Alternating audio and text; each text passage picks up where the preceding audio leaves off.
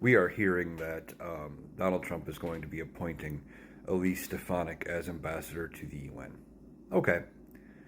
Well, that means she's no longer in the U.S. House of Representatives. Now we're still waiting for him to call the U.S. House.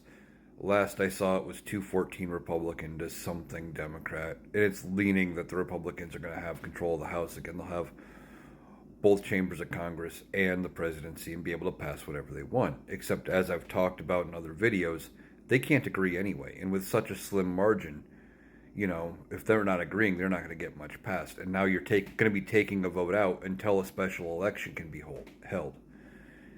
And do I think the Democrats could pick up a seat? I don't know. I'm going to be honest. It's a district. I think she won by +9 or something like that.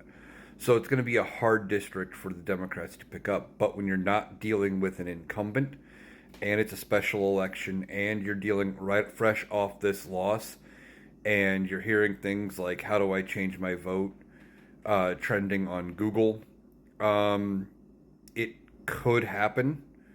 I'm not going to say it will. I'm not going to say it won't. I'm saying it could. And even if it doesn't, even if the Democrats don't pick up the seat, for the length of time that it will take them to do all of the campaigning, there may be a primary, that seat's going to be empty. That's going to mean the margin in the House is going to be even thinner until they get that done. And this would be for the incoming Congress because, the new Congress starts January 3rd. Donald Trump doesn't take office till January 20th. So she gets appointed 17 days after taking office.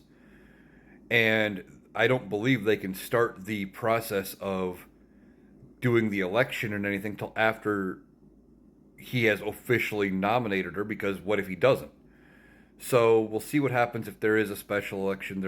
I know there will be, but we'll see what happens in that special election and how things are held.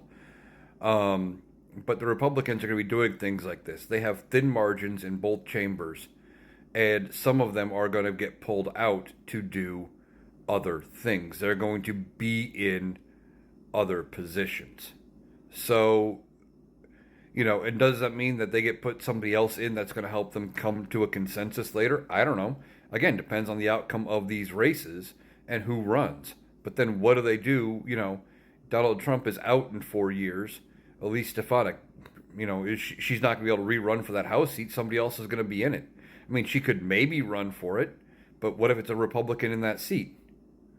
She could potentially not be able to get back into the House. So we'll see what happens with those, but it could be a big blunder coming out of the Trump administration. I mean, I expect nothing else.